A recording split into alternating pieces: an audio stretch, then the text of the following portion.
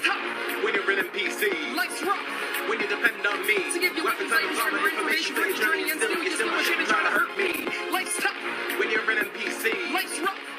Well, it looks like things are going to get loony today. Steve Jackson's Games, being the wild man with the wild team of creators that they are, always seems to create games and genres that we really didn't know that we wanted and never would have thought that we wanted, but once we got it, we were very happy that it was there. One of these surprise hit games was a game called Toon, and Toon was really a sort of RPG love letter to like old Warner Brothers cartoons.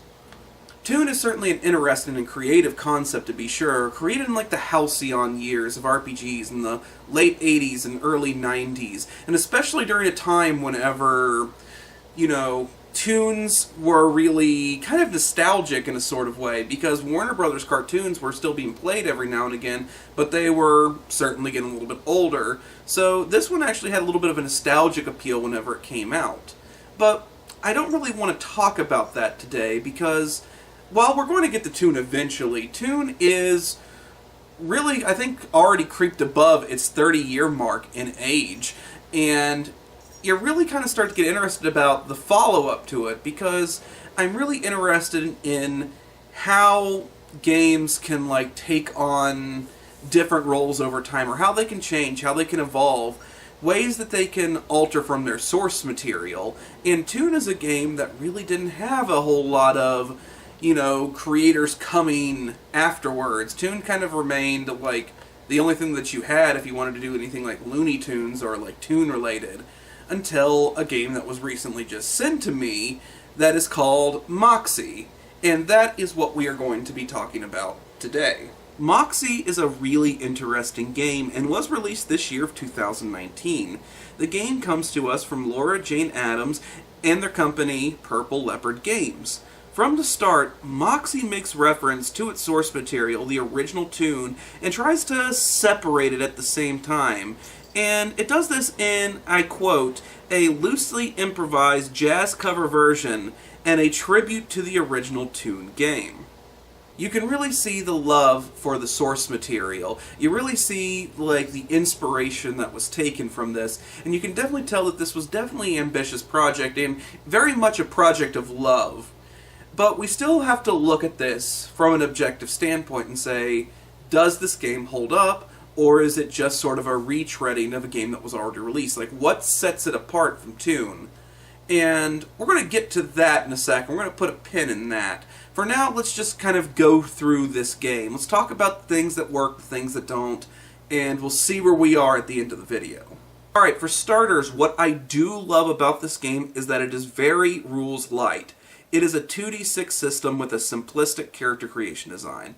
All it takes is for a name description, a general motto, and the modifiers that you can choose, ranking from -1 to 2 in Brains, Brawn, Moves, and Moxie. Rolling is relatively simple. You have 2d6, and you make your roll, and you would add your modifiers accordingly depending upon what you're actually doing. 2 through 6 is a very bad failure, and then 7 through 9 is a decent success, 10 through 12, good success, and then anything beyond that is what would be the equivalent of a crit.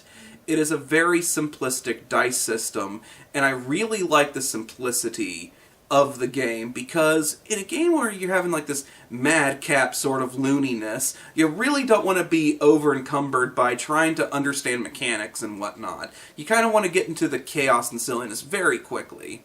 I also love a major aspect of the dice mechanic, and I think this one is extremely important as well, is that it makes successes a very hard thing to achieve. You see, here's the thing about gaming that I think a lot of gamers try to shy away from, mainly because it's kind of like everybody likes it in theory, but whenever it's happening to them, they're not the hugest fan, and that's the idea of failure. And failure can actually be some of the best moments in gaming. It's actually some of the more memorable moments whenever you roll a 1 instead of a 20. It's certainly the one that can actually probably generate a little bit more interesting stories. And also, failure could sometimes be something that is integral to the plot, because as protagonists sometimes, you have to fail in order to succeed at a later date.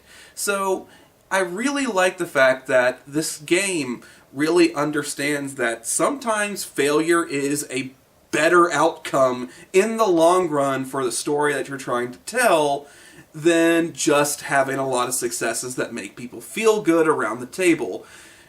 Because a lot of the failures of this game is 2 to 6 is a very bad failure, and then 7 to 9 is either a partial success or a moderate failure. So in this game, especially with like something like Toons, or something that's Looney Tunes inspired, you know, if the coyote always caught the Roadrunner, that would really not be a fun short. So it's really fun to see when characters fail, and I really like the fact that the creators of this game actually know and understand that sometimes failure is the more funny, the better outcome than just constant successes, and makes success really hard to achieve.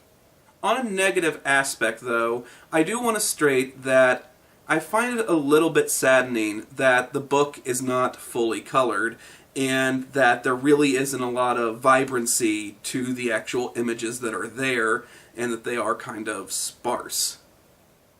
I know that I get a lot of flack from this in comment sections that I've seen from time to time, where they're like, oh, you're really critiquing the pictures of it and everything, and oh, the game doesn't have pretty pictures, oh no. Actually, like, illustrations are probably, and I will stand by this to my dying day, is probably one of the most important aspects of role-playing games. Illustrations, pictures, pictures get you invested into the story. It gives you a visual cue of what this world looks like. And unlike novels where descriptive wording is used to paint a picture in your mind, there's not so much descriptive wording whenever it comes to RPGs, or there's usually maybe 5 to 6 pages at the front of the book. So pictures really are something that is supposed to draw you in and kind of get you understanding, you know, the game that you're kind of playing here. And I feel like whenever it comes to Moxie, this game could have really, really helped to be a very fully colored, fully illustrated book that had, like, vibrant Toons doing, you know, crazy madcap things on each page. And there are illustrations in here, and I definitely get the vibe of Toon, but because they're usually not illustrated, or they're kind of placed a little oddly in the PDF, it does kind of throw me off a little bit. It definitely kind of like hampers my spirits a little bit more to play Moxie than it would to get me really invested into a, you know, wild Looney Tunes kind of story. So it certainly is a negative for the overall design. On the plus side, though, the game definitely has a solid identity to it, and it's right up its word choice, and even just the font that it uses really shows that you shouldn't be taking this seriously, that we're here for a kind of silly, slapstick, you know, take out all logic sort of gaming experience, and I really enjoy that aspect of it, in that it definitely has on each page its own vibrant, pretty identity that definitely does cover up some of the lack of illustrations and the lack of kind of the color around it.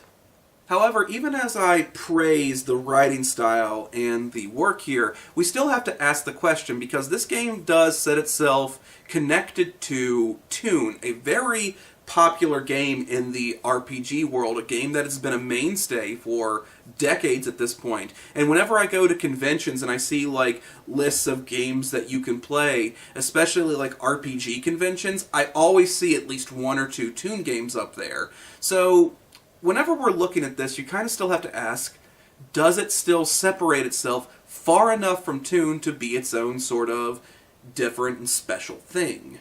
To end on a positive, I will respond to that criticism with a yes. It definitely does set itself apart from Toon, and in a way that I think is really, really good. Moxie has the feeling of an update of Toon, a game that is well over 30 years old and really in need of an actual modern update. This is a sort of game that I mentioned before doesn't really have any sort of genre built around it. I think that it really does need a lot more other games out there to kind of work off of each other, build off of each other, and I think Moxie does that exceptionally well.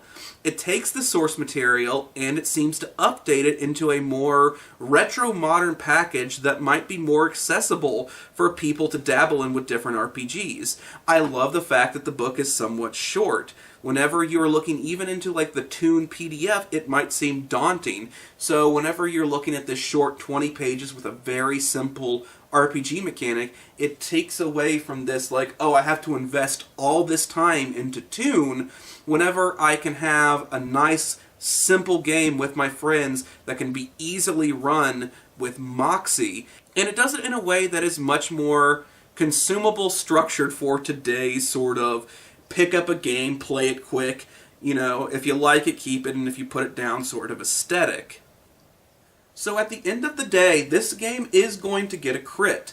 I really actually like this game, and I suggest people pick it up. It's only for $2.99 on DriveThruRPG, and it is something that can be new for you to try, especially for people who are a little more, what's the word I'm looking for? A little tired of the hyper-realistic, and you want something that is just different. I think that Moxie can be that sort of breath of fresh air for a lot of people who want to try something new.